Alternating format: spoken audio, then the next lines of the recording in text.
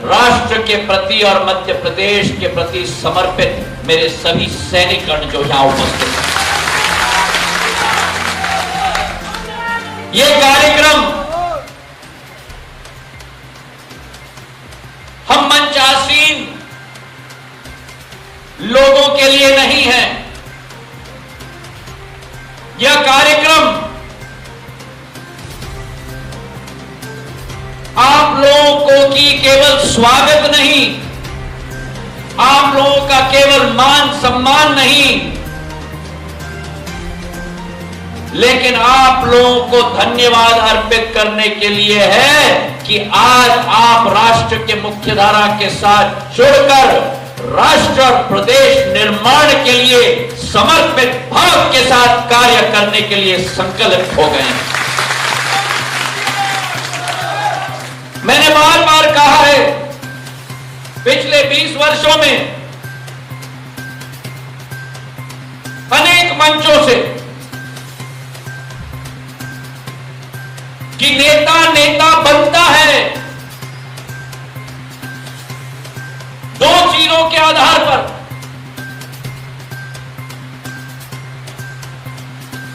ऊपर वाले के बाद, परवरदिगार के बाद एक ही भगवान इस धरती पर है और वो है हमारा मतदाता, और दूसरा हमारा कार्यकर्ता। हमारे कार्यकर्ता के दम के आधार पर, बलिदान के आधार पर, पसीने के आधार पर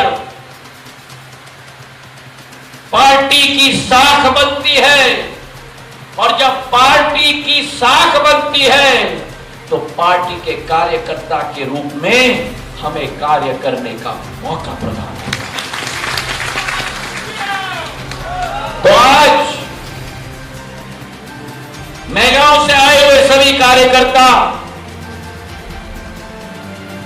जितने लोग इस सभागार में उपस्थित हैं, उतने ही लोग बाहर और मेगांव में भी अभी भी हैं। और ये मैं आपसे निवेदन करना चाहता हूं, आदरणीय मुख्यमंत्री शिवराज सिंह जी, नरेंद्र सिंह जी, इन लोगों की त्याग और तपस्या पिछले 20 वर्षों की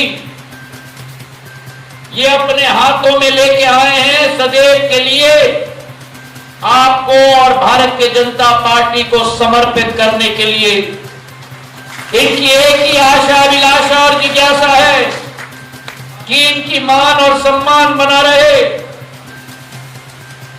आज से ये भारतीय जनता पार्टी के कार्यकर्ता के रूप में नहीं, लेकिन सैनिक के रूप में कार्य करने के लिए संकल्पित है। और आज मुझे बेहद खुशी है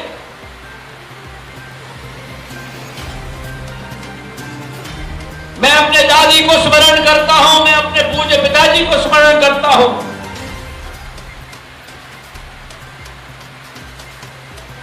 उन्होंने अपनी जिंदगी में सदैव, जो सिंधिया परिवार की एक परंपरा रही है सदियों से, पीढ़ियों से,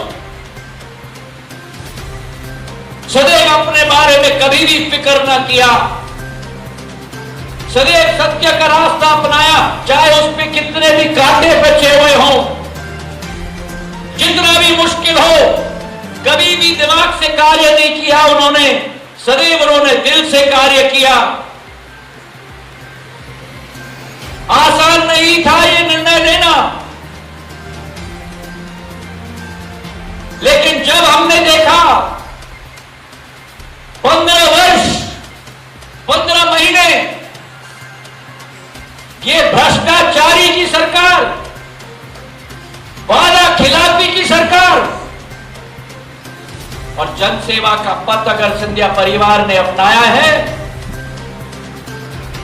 तो वो कुर्सी के लिए नहीं अपनाया, पद के लिए नहीं अपनाया, जनता की सेवा, विकास और प्रगति के लिए अपनाया। और जब ये वादा खिलाफी की सरकार देखी,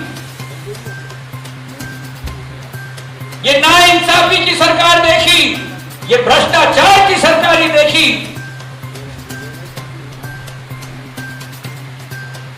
जहां नदियों को खोदा जा रहा था,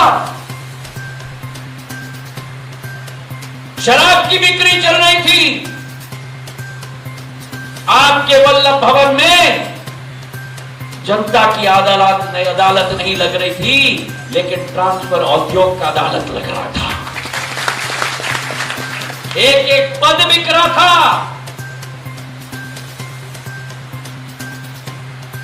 और इनके नुमाइंदों के हाथों में वो भ्रष्टाचार का पैसा जा रहा था।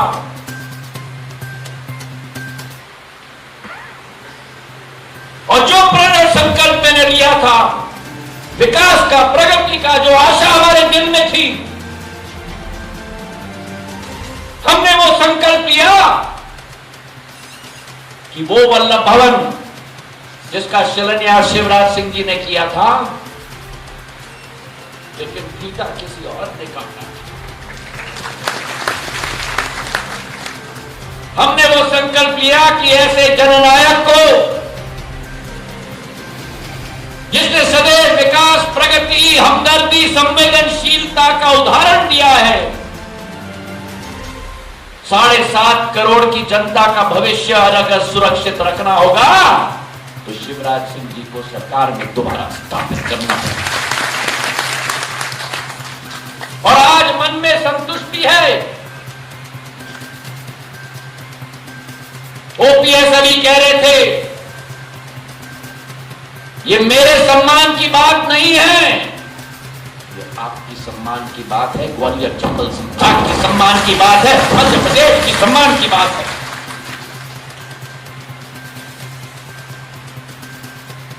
और आज मेरे दिल में संतुष्टि है कि जिस मुख्यमंत्री के कार्यालय में मंत्रियों का प्रवेश निषेध था, विधायक की बात तो छोड़ दो, दरवाजे खटखटाते हुए इन्होंने तो अपना सिर फोड़ने की भी कोशिश की, लेकिन कोई सुनवाई नहीं हुई। नरेंद्र मोदी जी ने लॉकडाउन पूरे देश में आयोजित किया ताकि लाखों जानों को बचाया जाए, लेकिन कमलनाथ जी की तो दृष्टिकोण प्रधानमंत्री से भी दूर दृष्टिकोण थी कि उन्होंने तो वल्लभ भवन में लॉकडाउन 15 महीने में कर दिया, जनता के जनसंपर्क को ही लॉक करके रख दिया। जनता प्रवेश न कर पाई वल्लभ भवन में, लेकिन कोई व्यापारी आए या कोई उद्योगपति आए तो आओ और अपने साथ और भी लेके आओ। तो ये भ्रष्टाचारी की सरकार, वादा खिलाफी की सरकार, कहा था इन्होंने 10 दिन के अंदर किसान का कर्ज माफ होगा। अगर 10 दिन के अंदर नहीं हुआ तो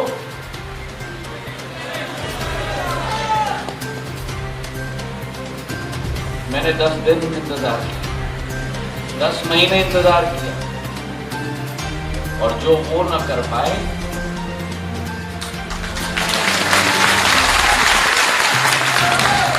जो वादा खिलाफी करे उसे माफ न करा जाए। कहा था कन्यादान योजना में ये 25,000 दे रहे हैं, हम 51,000 देंगे। हजारों कन्याओं की शादी हो गई, आपकी बेटियों की, आपकी बहनों की। महीने बीत गए, साल बीत गया, घर में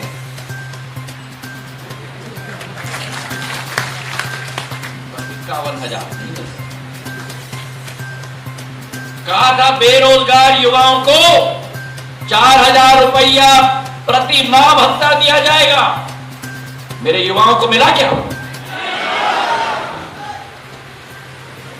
और शिवराज सिंह जी के 5 महीनों के अंदर जो किसानों की फसल बीमा योजना 2,900 करोड़ रुपए कमलनाथ जी अपने कुर्सी के नीचे रखकर बैठे हुए थे, 10 दिन के अंदर खजाना खोल के हमारे मुख्यमंत्री ने किसानों के हाथों में पहुंचा दिया। कोरोना का वातावरण,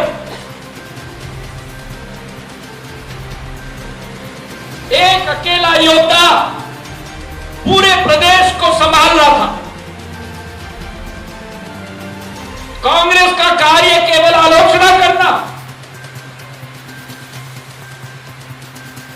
और इनकी मुख्यमंत्री की शपथ लेने के पहले कमलनाथ जी ने कोरोना की एक भी बैठक नहीं ली।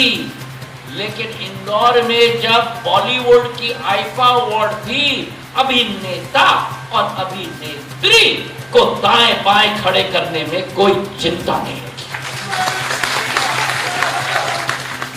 रात दिन इन्होंने काम किया, कोरोना पर काबू पाया। और आप में से कई लोगों को इस बात की सूचना भी नहीं है कि कोई भी शासकीय अस्पताल या सरकार के साथ जुड़े हुए निजी अस्पताल में भी जितने भी कोरोना के मरीज गए हैं, उनका इलाज शिवराज सिंह जी ने मुफ्त करवाया है मध्य प्रदेश के अंदर।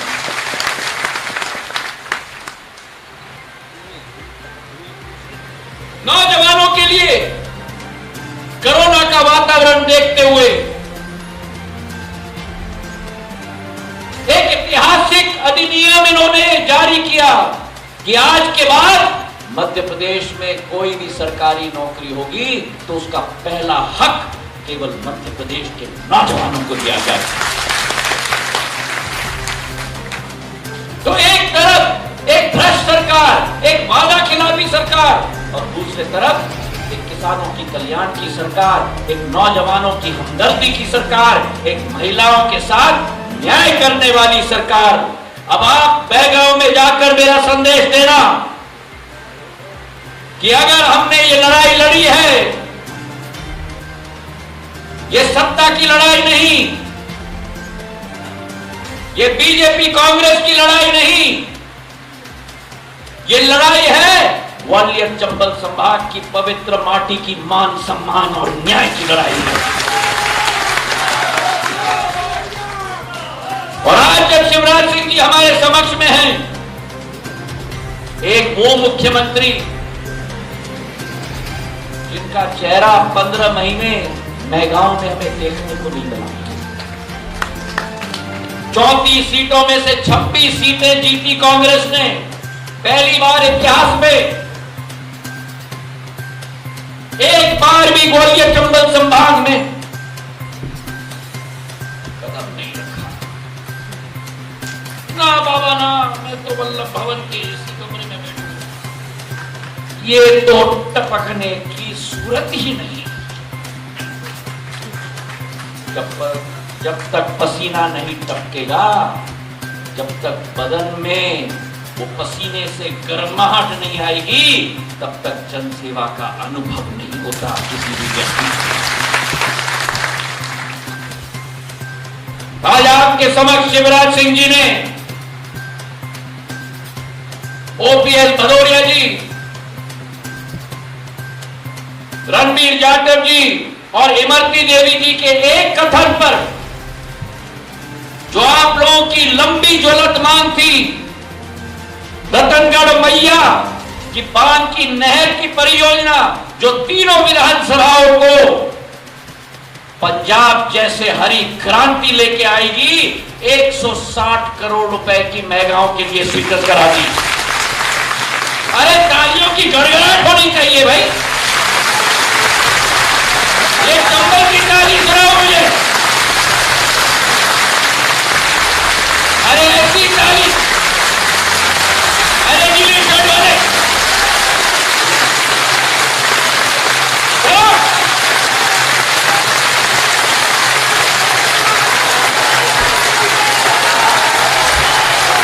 इतनी ताली होनी चाहिए कि अगले बार हम इससे और कुछ बढ़।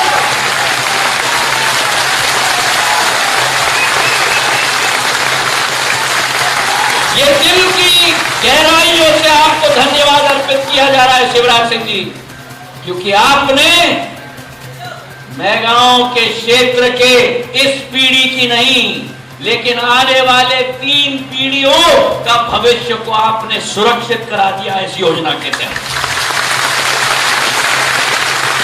और जो मांगे ओपीएस ने अभी मंच से की हैं,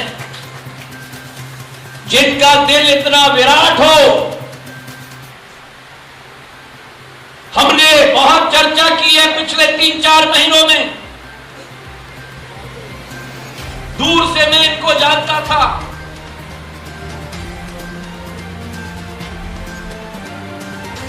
पिछले 3-4 महीनों में हमने बहुत चर्चा की है।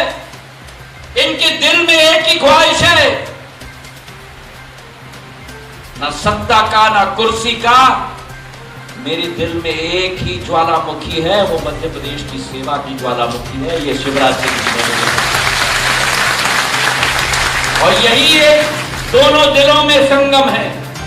ये संगम मेरे भाई और बहनों, ये दिमाग का संगम नहीं है, ये राजनीति की कूटनीति का संगम नहीं है, ये जन सेवा का दिलों का मिलन है और दिलों का संगम।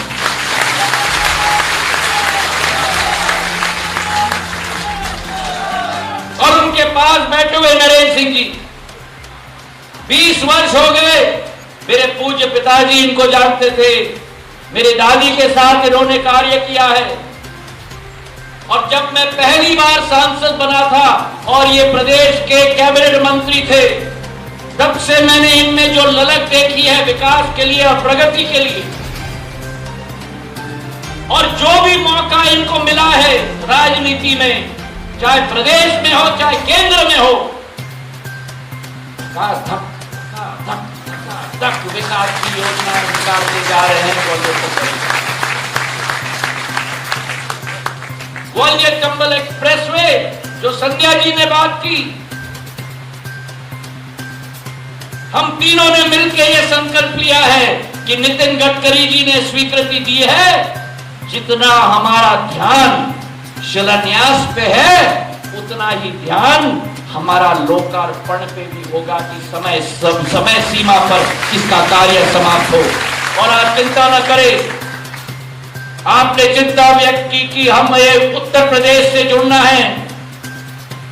इटावा से ही ये शुरू होगी, भिंड जिले से निकलते हुए, अंबा और दिमनी से निकलते हुए पूरे मुरैना क्षेत्र, सुमावली और जौरा सबलगढ़ होते हुए श्योपुर और जयपुर तक यह एक्सप्रेसवे जाएगा और इस पूरे क्षेत्र का भविष्य का कायाकल्प होगा।